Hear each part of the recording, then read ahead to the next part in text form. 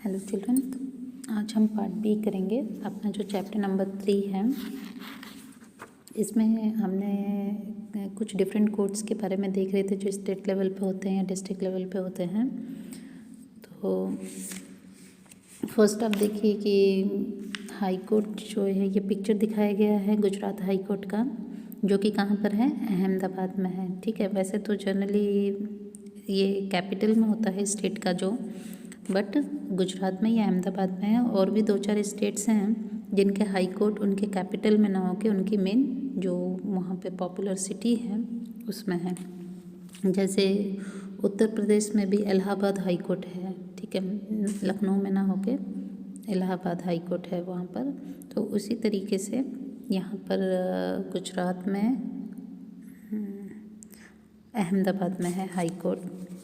तो एक हंसाबेन की स्टोरी है, हमने प्रीवियस अपने वीडियो में देखा था, एक वॉशरमैन की स्टोरी थी। अब उसको न्याय किस तरीके से राजा ने दिया। अब ये हंसाबेन की जो स्टोरी है वो देखेंगे कि there was once a landlord in a small town whom everyone was afraid of. He owned a majority of land area in the town. There was an old lady, Hansaben, whose farm was near his land. The landlord gradually started capturing the land nearby.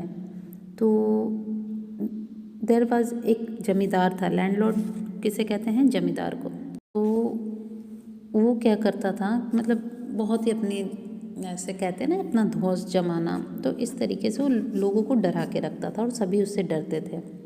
और उसके पास जो land था वो भी सबसे ज़्यादा था। तो एक लेडी है हंसाबेन, जिसकी ज़मीन थी उसकी ज़मीन के फार्म के पास।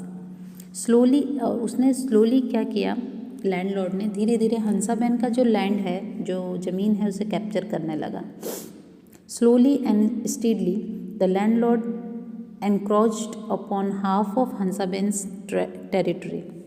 और धीरे धीरे लैंडलॉर्ड ने उसकी आधी ज़मीन हड़प ली, her farm, and did not give her land और मनी इन रिटर्न। एक तो उसकी ज़मीन भी ले ली और बदले में उस लेडी को, उस जमींदार ने, लैंडलॉर्ड ने कुछ पैसे भी नहीं दिए। Thus, in order to get back her land, Hansaben filed a case in the taluka court. तो हंसाबेन ने सोचा कि अब तो ये ज़मीन ना दे रहा है ना पैसे दे रहा है, तो हंसाबेन ने क्या किया, तालुका कोर्ट में उसके अगेंस्ट केस फाइल कर दिया। Both the landlord as well as Hansaben presented their argument in the court. The जज heard their argument and gave the verdict in favour of Hansaben. तो दोनों ही कोर्ट में गए, अपने आर्गूमेंट्स किए, अपनी जो भी प्रॉब्लम्स थी वो बताई जज को।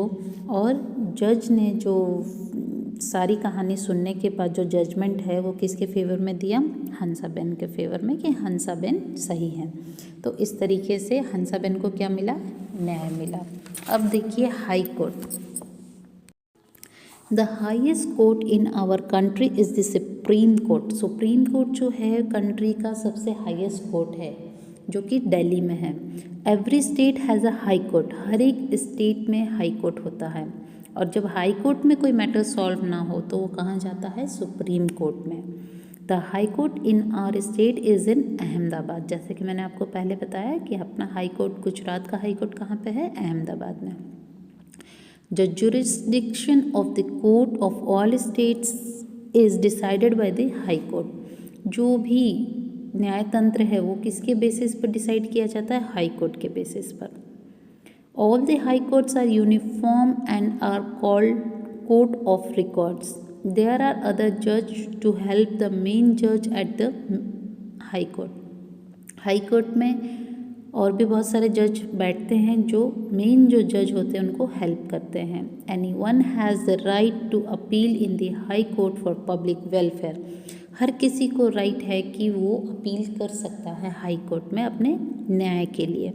However if any appeal for the wrong reasons and waste the court's time, he or she could be punished. अगर कोई गलत केस फाइल करता है और कोर्ट का टाइम वेस्ट करता है तो ऐसे व्यक्ति को पनिशमेंट देती है कोर्ट। ओके, तो कभी भी ऐसे बस टाइम पास के लिए या टाइम बिगाड़ने के लिए किसी का हमें केस फाइल नहीं करना है। अगर हमारे साथ गलत हुआ है हम तो ही केस हमें किसी के अगेंस्ट करना चाहिए, ठीक है। Judgement for Gabbar. अब एक गब्बर की कहानी है, देखिए। There was a village called Ranpur. The head of that village was Lalaji Mukhi. एक गांव है जिसका नाम था रानपुर।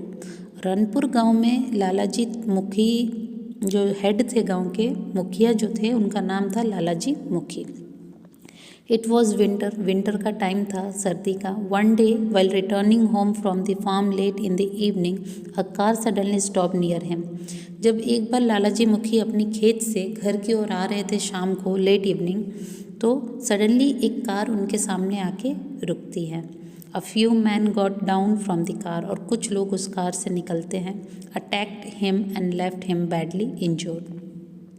तो लालाजी मुखी पे वो लोग अटैक करते हैं और वहाँ उनको ऐसी हालत में, बहुत बुरी हालत में छोड़कर चले जाते हैं। The person who attack him was the non ruffian Gabbar. जिन लोगों ने अटैक किया था वो गब्बर की टीम थी, उसमें गब्बर भी था। मुखी filled a case against Gabbar and got him arrested. तो जो मुखिया थे उन्होंने गब्बर के अगेंस्ट केस फाइल किया और उसे अरेस्ट करवाया। Gabbar was asked to remain present in the court, और गब्बर को कहा गया कि तुम कोर्ट में हाजिर रहना।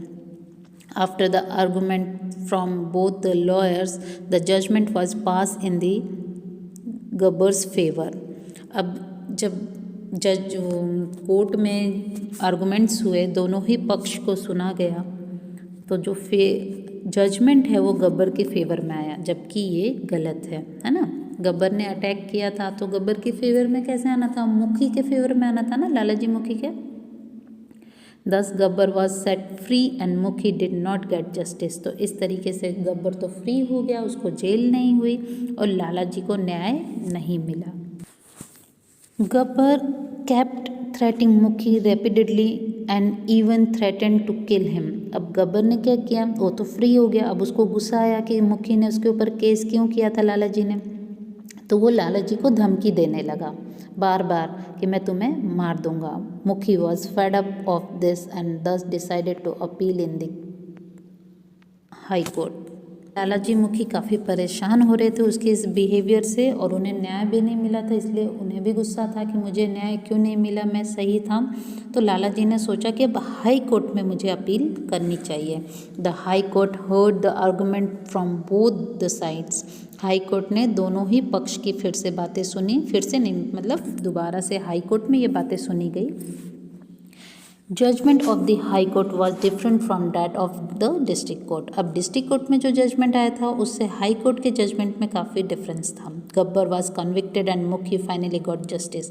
तो गब्बर को जेल हुई, सज़ा मिली और फाइनली मुखी को, लालाजी मुखी को जस्टिस मिला, न्याय मिला। Hence if a person doesn't get justice from the district court he she can appeal in the high court. अब ये बताया गया कि अगर किसी व्यक्ति को डिस्ट्रिक्ट कोर्ट या तालुका कोर्ट में न्याय नहीं मिलता है तो वो हाई कोर्ट में अपील कर सकते हैं। तो ये थी कहानी जजमेंट फॉर गब्बर की। एक हंसा बहन की थी और एक वॉशरमैन की थी। अब एक और स्टोरी देखेंगे आगे। तो उससे पहले हम कुछ चीज़ें हैं, जो बातें हैं वो हम जान लेते हैं। Every district has criminal code. The policeman arrest criminals on the basis of complaint filed against them. Criminal gets punishment like penalty, life imprisonment or death sentence etc. on the basis of the type of crime committed by him or her. Theft, robbery, duel, murder, physical harm or any kind of fight come under criminal cases.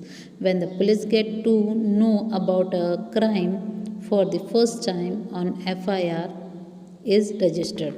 अब देखिए, criminal court हर एक district में होता है। अब policeman जो है वो अरेस्ट करते हैं क्रिमिनल्स को, किसके बेसिस पर, उनके अगेंस्ट जो फाइल किया जाता है कंप्लेन। क्रिमिनल को पनिशमेंट होता है, पेनल्टी भरनी होती है या सज़ा के रूप में उन्हें बोलते हैं ना कि उम्र भर की सज़ा या फिर फांसी की सज़ा, इस तरीके की सज़ा दी जाती है। Robbery, dual murder, physical harm, इस तरीके के जो फाइट्स होते हैं वो क्रिमिनल केस में आते हैं। और कभी भी जिसके अगेंस्ट अगर कुछ फाइल किया जाता है तो उसे FIR कहा जाता है। जब हम फर्स्ट टाइम पुलिस स्टेशन जाते हैं और किसी के अगेंस्ट कुछ रिपोर्ट लिखवाते हैं तो उसे FIR कहते हैं। अब जैसे मैंने आपको बताया था कि और स्टोरी देखेंगे तो इसमें क्या है, जुगनू की स्टोरी है। There was a abominable and cruel man name Jugnu. एक बहुत ही ऐसे ही गुस्से वाला और बहुत ही झगड़ालू एक व्यक्ति था जिसका नाम था Jugnu. People were afraid of him, he could rob and kill anybody. लोग उससे डरते थे क्योंकि किसी को भी मार देता था, किसी को भी लूट लेता था। One day a social worker visited that village. एक दिन सोशल वर्कर उस गांव में मिलने गए। Since Jugnu's deeds were of a criminal offense, she filed a case against him in the district criminal court in order to save people from his terror. तो जो social worker गई उसने क्या किया, उसके बारे में जाना और उसके कामों के भी बारे में जाना कि उसने बहुत सारा क्राइम किया, लोगों को धमका के रखा है, तो उसके अगेंस्ट कोर्ट केस फाइल कर दिया डिस्ट्रिक्ट कोर्ट में। He was tried in court but the